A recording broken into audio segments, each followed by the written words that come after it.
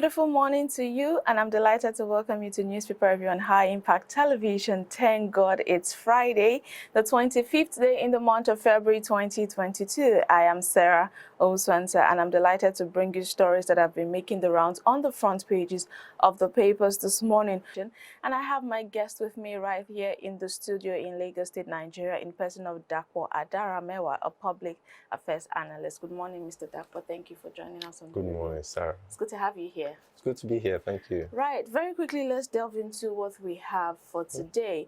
You know, one would say in this dispensation, in this new age, you know, in 2022, we are experiencing a sort of full-blown war, right? Talking about the Russian invasion of Ukraine.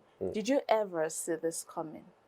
I would say, well, we can't say we didn't see it coming because the whole world watched it happen bit by bit, slowly, bit by bit. But everybody was in a state of denial that, no, he's not really going to do it. But he did. He did, and it's very unfortunate. Right. So when you got the reports, let's start with the report yesterday, how Russia launched an invasion into Ukraine, you know, and I got the report how Ukraine eventually downed down about 5 planes and a helicopter belonging to the Russian troops and all of that. When you got that report, how did it get to you as a person? I think my greatest worry was firstly for the Nigerians that are stuck in Ukraine now. I think since the start of the crisis, most countries have evacuated their citizens, or at least asked their citizens to leave. And to think that there are young Nigerian students out there who are stuck in somebody else's war, confused, without a place to go. I mean, they're not European citizens, so but legally speaking, they're not even allowed to just cross the border, you know, by road. So it's a very worrying thing that our people are stuck out there, and I hope our government can take some decisive action to get people out there and get them to safety. Right, I was going to get to the part of the Nigerian government evacuating citizens, Nigerian citizens in Ukraine, but since you've touched on it, let's delve into it now. You know, but just before you joined the review live, we had a video of the Minister of Foreign Affairs, Geoffrey Onyema, you know, when he was explaining that citizens that were willing to be evacuated back into the country, into Nigeria, would be evacuated. Now, a major, you touched on it briefly as well, that a lot of countries have evacuated their citizens before now when the tension was rising. What do you think would have stopped Nigeria, the Nigerian government, from doing so before now, until it got to this point where airports have been shut? I think it was a terrible mistake. I'm not too sure what exactly they were thinking at the time, but it was a terrible mistake because, like you rightly said, this is not the time. Not when there's an aerial battle going on, not when planes are being shot out of the sky. Is it when you start thinking of evacuating your citizens, you know, because you're really left with only road options, really, and charter flights, which are a risk to the safety. I mean, during the last crisis that involved Russia, they did down a passenger plane. So why risk our citizens' lives? I worry about that.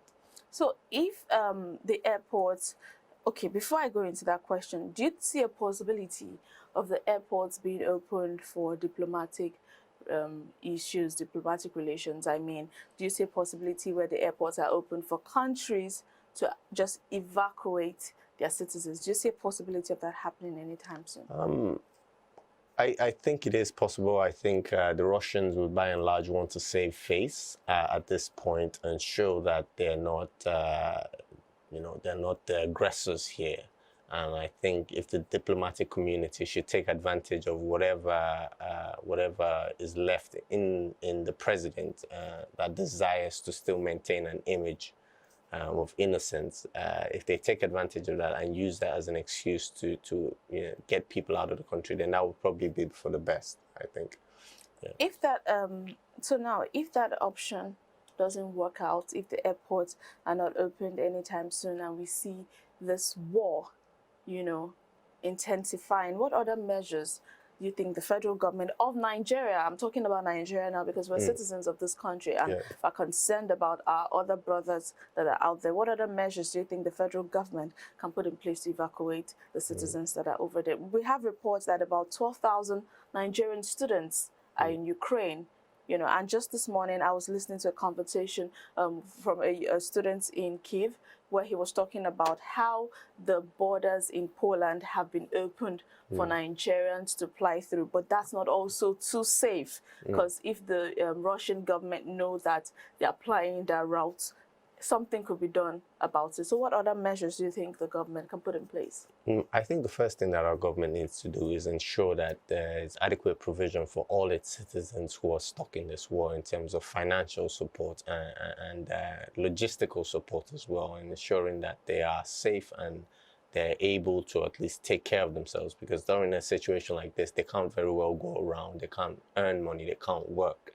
And the next step would be to evaluate what are the options, whether it's by land, and the federal government should go as far as providing the transportation that is going to get Nigerian citizens out. You know, have buses live from certain cities, have, if possible, certain diplomatic staff accompany these buses to ensure the smooth transit of Nigerians out there. I think that would be a good start.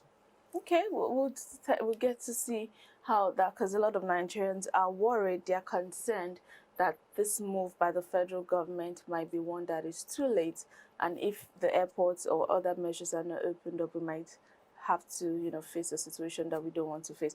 But still on this issue now, talking about the tensions, you know, we're aware that the tensions, you know, were exacerbated by the desire of Ukraine to be a member of NATO. Yes. So what would have been the case if this was a possibility?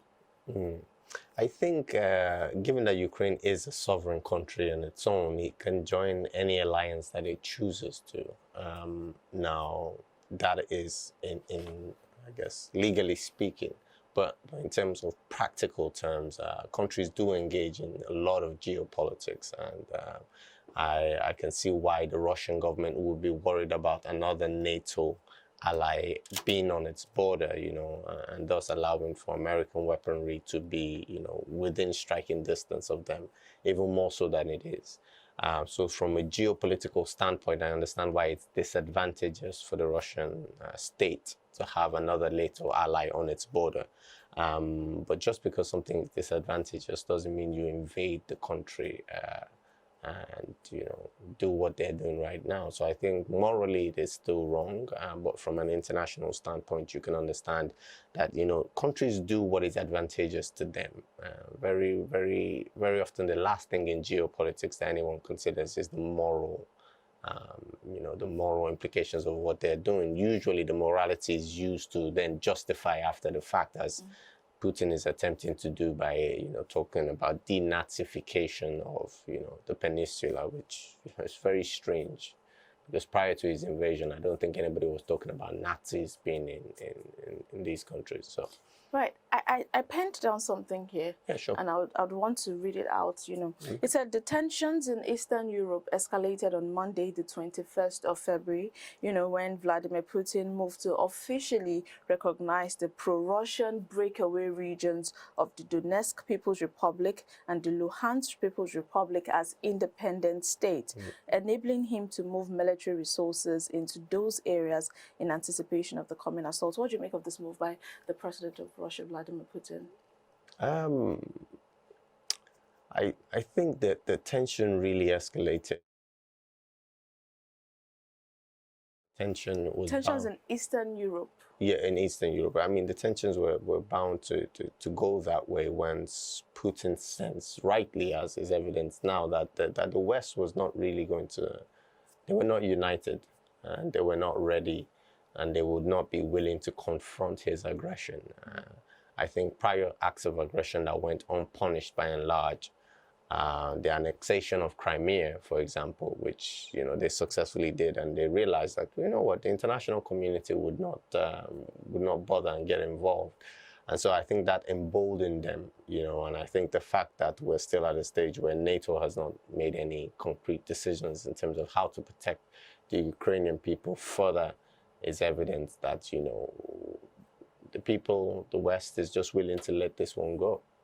Okay. So we're aware that the United States, Australia, Britain, amongst other countries have come out to speak on this, saying that they were going to ensure that the Russian president faces some form of sanctions for this move. Now, will sanctions that the United States, Britain, as well as Australia, would the sanctions that they are imposing on Russia, that they plan to impose on Russia, would they restrain the aggressor from these moves, in your opinion? I think, given the fact that the Russian government learned from the last round of sanctions and started taking steps towards, buttressing its economy from any form of sanctions, in terms of currently they only have about, I think, 15% of their foreign reserves in the US dollar. They have developed their own internal banking system for transactions as well, and they do a lot of trade increasingly with China. So the Russian government had planned in advance for this, and so they're in a position where they can hold out for a while despite sanctions. And I think the nuclear option when it comes to sanctions is cutting the Russian banking system out of the international banking network. Now, that would be a nuclear option because it would then polarize the world's banking systems and give the next alternative would be the Chinese. And I don't know if the West, because that will hurt the West as well.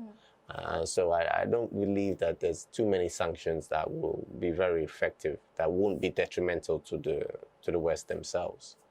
Okay, very quickly before we move on from this conversation, just one more question I'd like to ask. Now we're here, right? It doesn't look like this is ending anytime soon, because just this morning there were, attacks on the Ukrainian capital, just as the president of Ukraine also said they were going to impose a martial law, across the state. What else do you think, or what do you see coming out of this? How do you see this issue being resolved sooner than we think it would?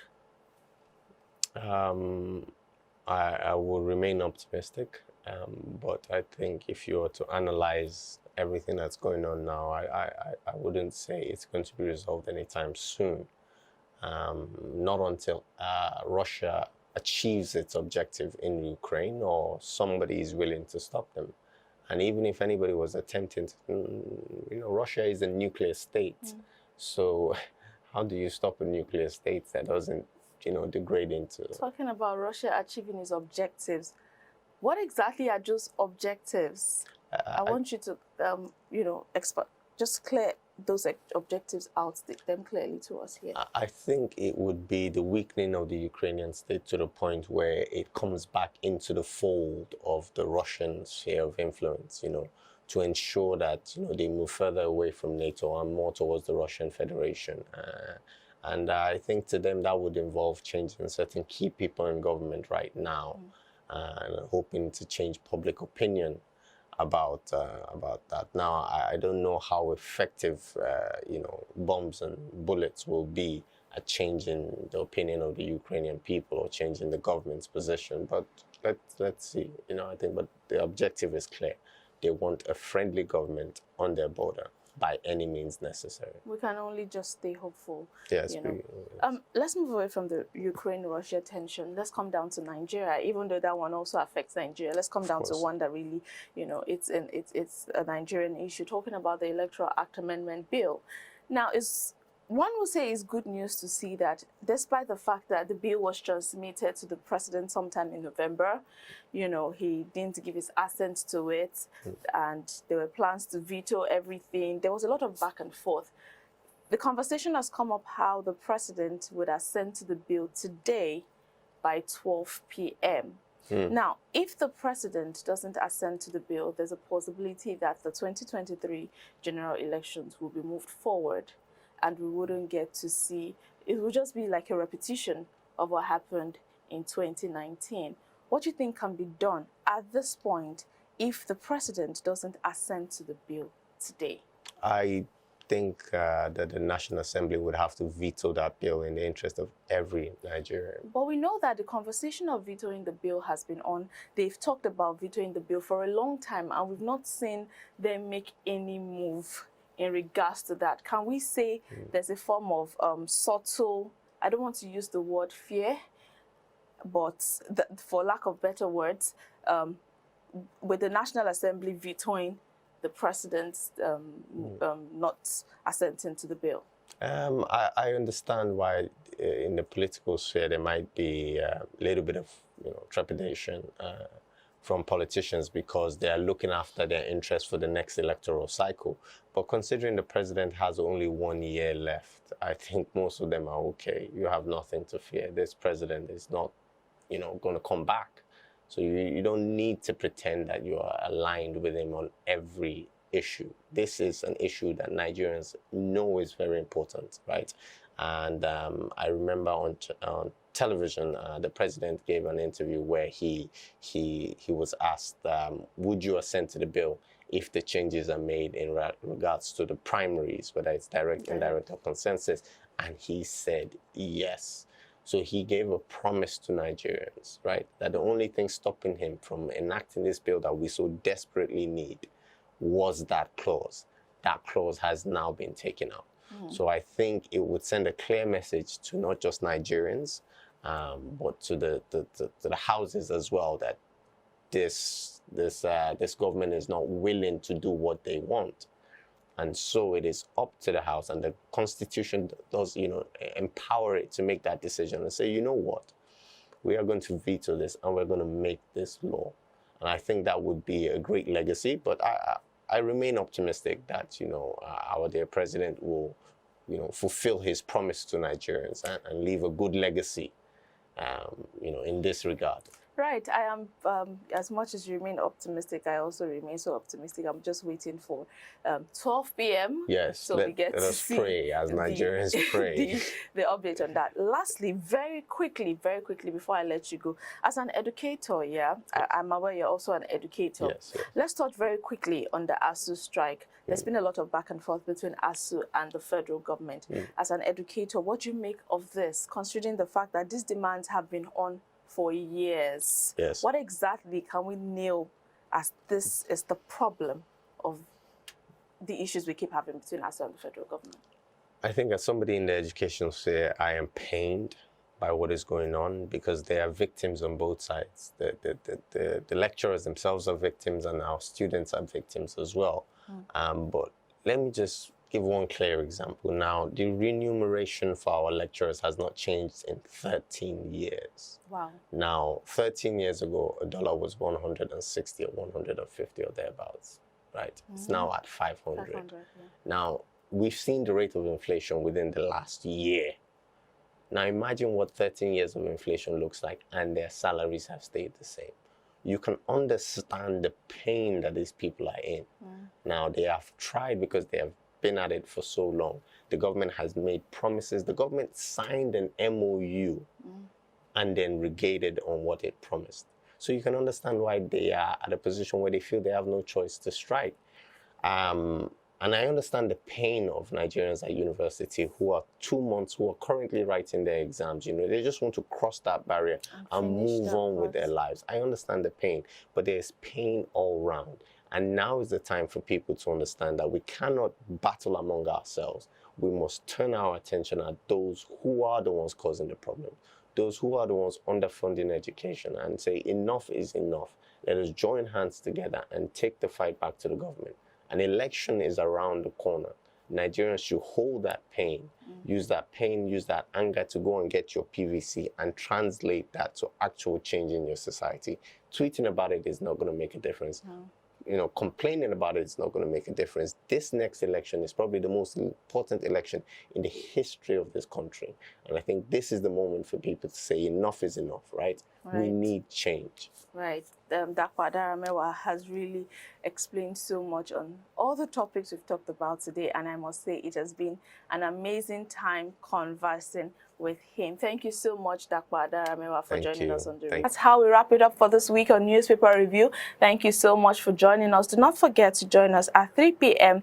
and 9 p.m. to get updates of all of the stories and more stories. Major thanks to our guests for joining us on the review and for sharing his thoughts with us. It's the weekend already. Do not forget to stay safe as you have fun. I am Sarah Owusu.